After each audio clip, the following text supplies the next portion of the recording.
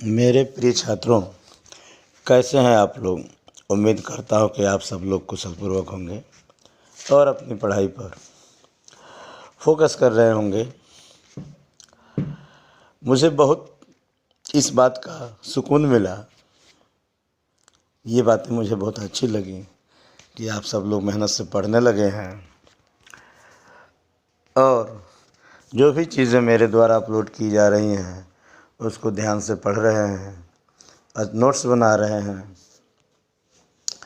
और कुछ बच्चों से तो मैं मुखातिब भी हुआ, उन्होंने अच्छा प्रदर्शन किया, बहुत कुछ बताया भी। और उन बच्चों के और कहने पर मैं पद्य साहित्य का इतिहास भी लेकर के आया हूँ। साथ साथ इसकी भी तैयारी चलती रहे, चाहे कक्षा 11 हो या कक्षा 12 हो या कक्षा 10 की परीक्षाएं हो। हिंदी साहित्य के इतिहास का जो दोनों पार्ट है, गद्य और पद्य का, उससे सवाल निश्चित ही पूछे जाते हैं, अनिवार्य रूप से 10 नंबर के। और एक बात और हम जानकारी के लिए बता दें, इन चीज़ों को जब आप अच्छे से अध्ययन करोगे तो इन क्लासों की पढ़ाई के अलावा, कक्षा 11 और 12 के अलावा किसी भी कंपटीशन में आप बैठोगे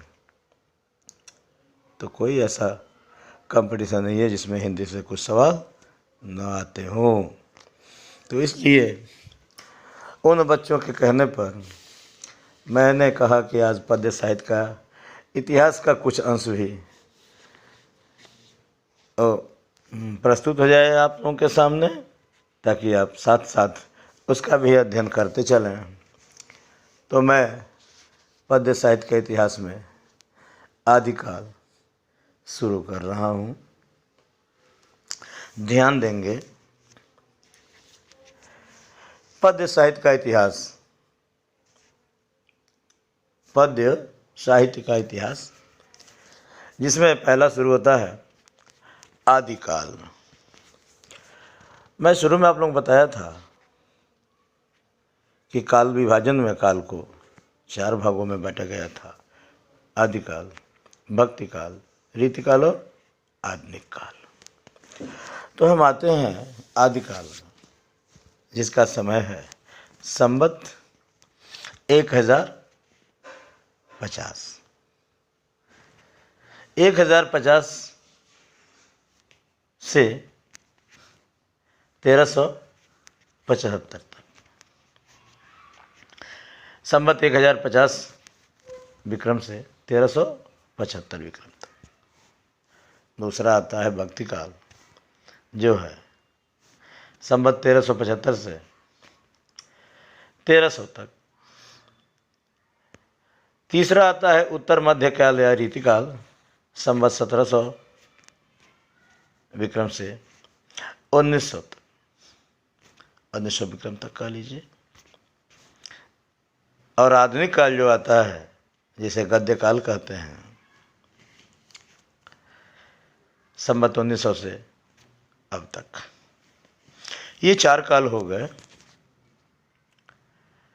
ये 4 काल, आदिकाल, भक्तिकाल, उत्तर मध्यकाल या रीतिकाल, आधुनिक काल यानी गद्य काल। आधुनिक काल को गद्य काल भी कहते हैं। ये 4 काल जो थे 4 भागों में विभाजित किया गया, जो आपके सामने है। चारों काल प्रस्तुत था। अब इसमें से आते हैं हम सबसे पहले आदिकाल। आदिकाल को मैं बताया था अन्य नाम से, अन्य कई नामों से जाना जाता है। इसी को आदिकाल को ही वीरगाथा काल कहते हैं, आदिकाल को ही चारण काल कहते हैं, आदिकाल को संक्रांति काल कहते हैं, आदिकाल को प्रारंभिक काल कहते हैं। क्योंकि काल विभाजन में जिन्होंने अपना योगदान दिया, उसमें अपने वहाँ के यानी भारतीय विद्वान भी और विदेशी विद्वानों में जो नाम आता है, जार्ज ग्रियर्सन और गारसा दोतासी। और भारतीयों में मिश्र बंधु, आचार्य रामचंद्र शुक्ल, डॉक्टर नगेंद्र, राम कुमार वर्मा और डॉक्टर हजारी प्रसाद द्विवेदी। तो आप समझ गए होंगे आदिकाल को अन्य किन नामों से जाना जाता है। आदिकाल के साहित्य को 5 भागों में विभक्त किया गया है। आदिकाल के साहित्य को 5 भागों में विभक्त किया गया है। ध्यान देंगे आप इस चीज़ पे। आदिकाल के साहित्य को 5 भागों में विभाजित किया गया। पहला जो था सिद्ध साहित्य, दूसरा जैन साहित्य, तीसरा नाथ साहित्य और चौथा रासो साहित्य। वो 5 भाग जो थे वे थे सिद्ध साहित्य, जैन साहित्य, नाथ साहित्य, रासो साहित्य और लौकिक साहित्य। पहला जो आता है वह सिद्ध साहित्य। पहला जो आता है वह क्या था? सिद्ध साहित्य। बौद्ध धर्म की वज्रयान शाखा के प्रचार प्रसार के लिए सिद्धों ने जो साहित्य जन भाषा में लिखा वही सिद्ध साहित्य कहलाता है। ध्यान देंगे सिद्ध साहित्य किसे कहते हैं? तो बौद्ध धर्म की वज्रयान शाखा के, बौद्ध धर्म की वज्रयान शाखा के प्रचार प्रसार के लिए सिद्धों ने जो साहित्य जन भाषा में लिखा वही सिद्ध साहित्य कहलाता है। सिद्ध कवि जो हुए उनको देखेंगे। सिद्ध साहित्य, सिद्ध कवि जो हुए थे वे थे सरहपा, शबरपा, लुईपा, डोम्भिपा आदि। सिद्ध कवि जो हुए उनमें थे सरहपा, शबरपा, लुईपा, डोम्भिपा आदि। एक प्रमुख बात यह है, आपको इस पर ध्यान देने वाली बात है और इतना ही नहीं कंठस्थ करने वाली बात है कि सरहपा को हिंदी का प्रथम कवि माना जाता है। हिंदी का प्रथम कवि किसे माना जाता है? सरहपा को। किसे? सरहपा को। सरहपा को हिंदी का प्रथम कवि माना जाता है। अब आते हैं जैन साहित्य पे। किस पे? जैन साहित्य। जैन कवियों ने आचार, फागु, सब कामा है, आचार के बाद कामा, फागु, कामा, चरित एवं रास आदि शैलियों में रचनाएं की।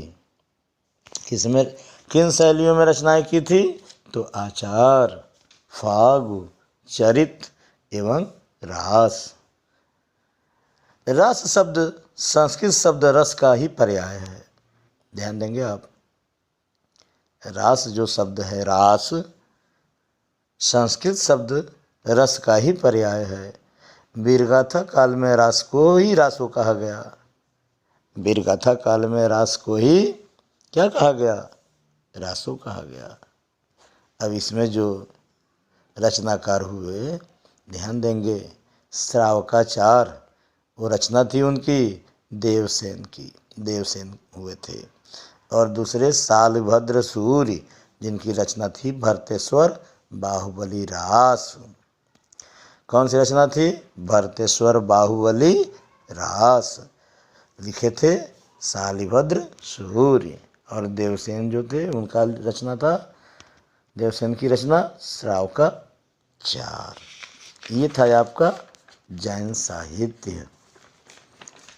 ध्यान देंगे एक बार और जैन साहित्य पे कि जैन कवियों ने आचार, फाग, चरित, कामा है सब में, एवं रास आदि शैलियों में रचनाएं की। रास शब्द संस्कृत शब्द रस का ही पर्याय है। किसका पर्याय है? ध्यान देंगे आप। रास शब्द संस्कृत शब्द रस का ही पर्याय है। वीरगाथा में रास को ही रासो कहा गया है। अब बढ़ते हैं आगे।